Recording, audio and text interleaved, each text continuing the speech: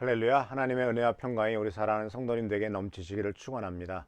오늘 11월 6일 수요일날 아침에 하나님 우리와 함께 하시며 또 응답하시며 채워주십니다. 오늘 말씀은 어제 이어서 믿음과 삶의 성취의 모세의 경우를 이제 세 번째 시간으로 생각하는데, 그것은 바로 뭐냐면은 내 인생에 무엇을 해야 될 것이냐라고 하는 책임성의 문제입니다.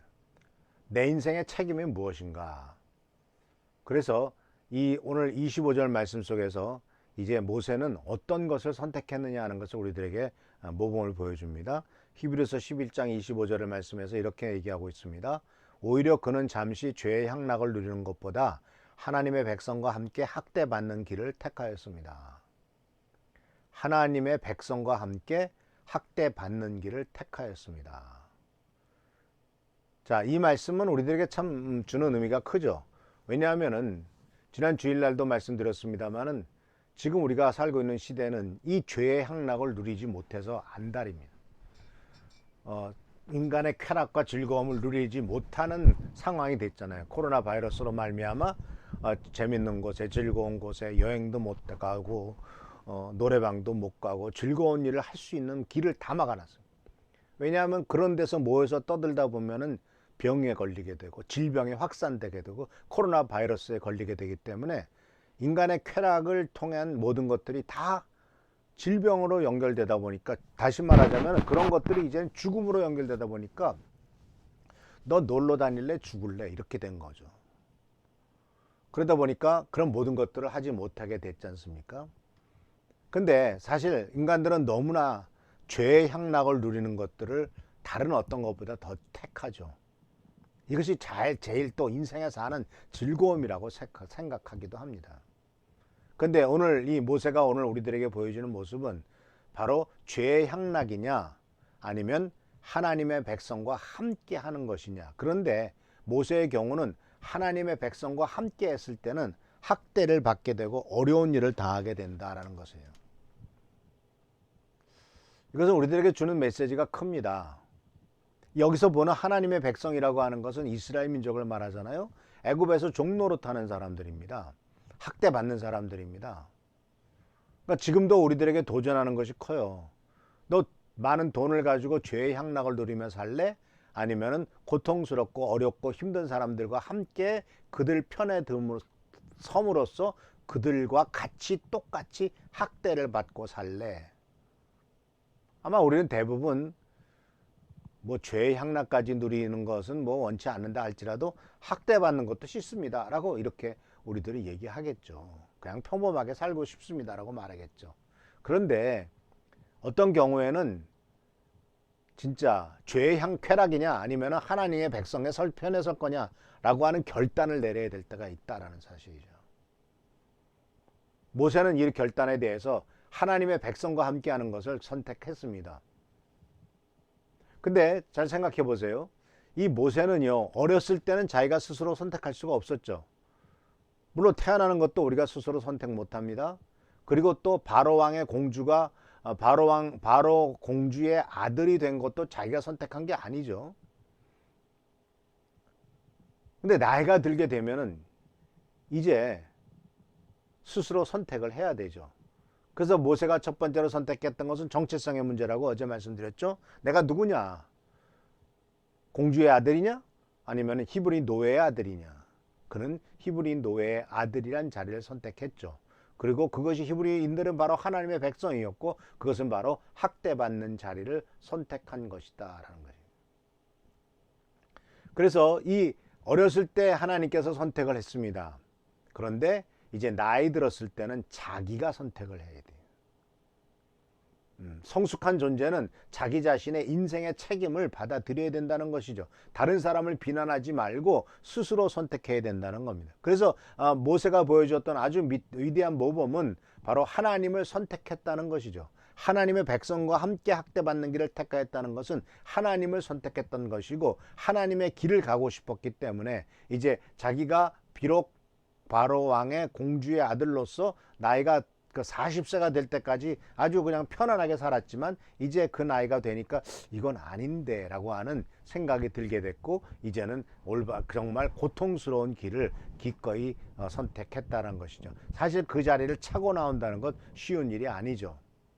근데 그는 기꺼이 그 자리를 차고 나왔다라는 사실입니다. 그래서 우리는 여기에서 몇 가지 중요한 깨달음이 있는데, 첫 번째 깨달음은 바로 뭐냐면, 우리들의 삶은요, 내가 영적인 삶은 다른 사람의 영적인 헌신에 의존할 수는 없어요. 내가 스스로 결정을 해야 돼요. 많은 사람들이 우리 아버지의 믿음이나 어머니 또는 남편은 아내를 따라서, 아내는 남편을 따라서 이렇게 얘기하려고 하지만, 그러나 그것이 아니에요. 하나님과의 개인적인 관계가 가장 중요합니다. 구약성경에 보면은 믿음의 위대한 조상이었던 아브라함에게는 롯이라고 하는 조카가 있었죠. 그는 어렸을 때부터 자기의 작은 아버지인 롯을, 아브라함을 쫓아다닙니다.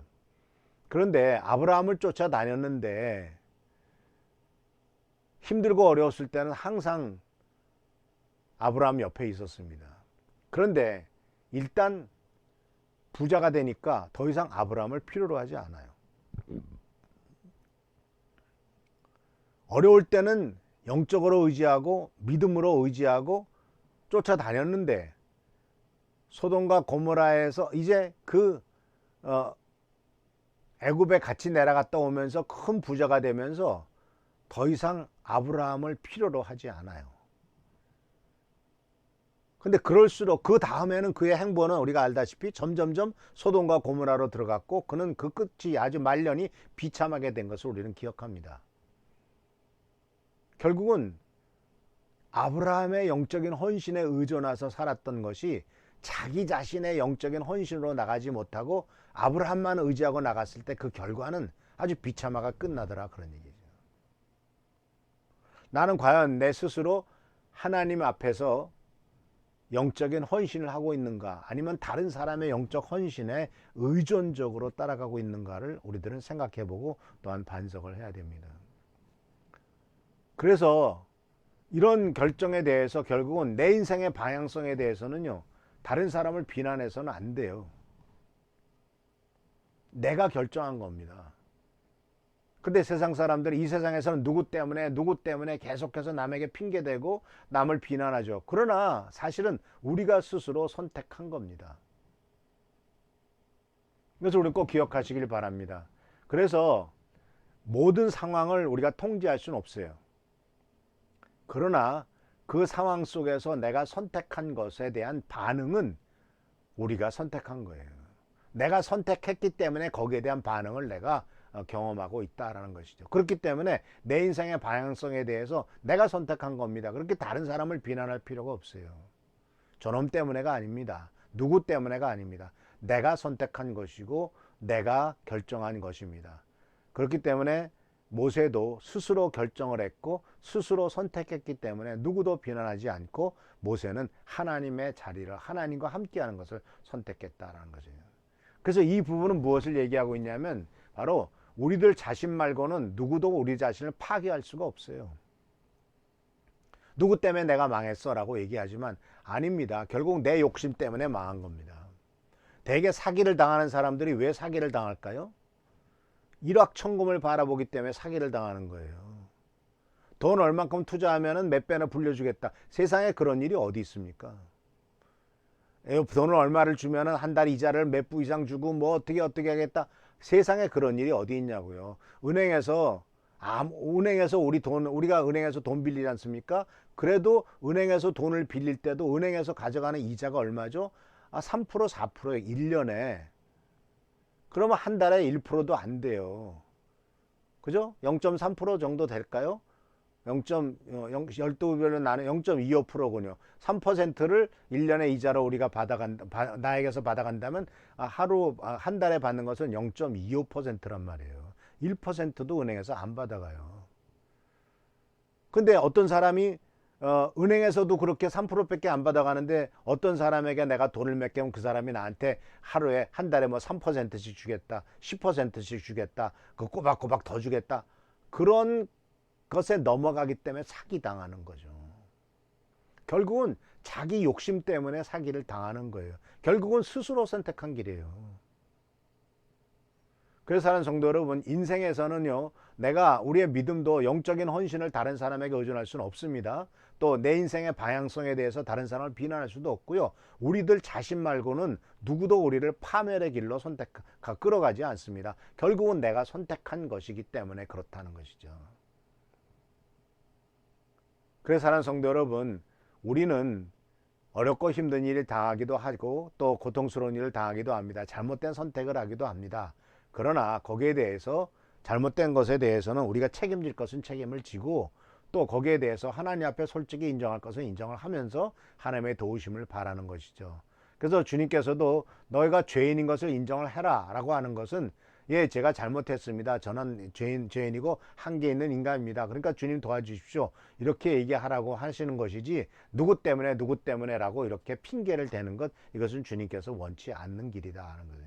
그래서 이 모세는 분명히 선택했습니다. 나는 죄의 향락을 누리는 것보다는 하나님의 백성과 함께 하는 길을 선택하겠다. 그리고 그 길이 학대받는 길이라도 나는 그것을 선택하겠다. 이러한 분명한 인생의 책임, 내가 내 인생에 무엇을 해야 될 것이냐, 내 인생의 책임이 무엇이냐 하는 것을 분명히 그는 선택했다라는 것이죠. 그리고 그 선택에 대해서 하나님께서는 축복하시고 그의 삶에 위대한 일들을 이루어 가시더라라는 것입니다.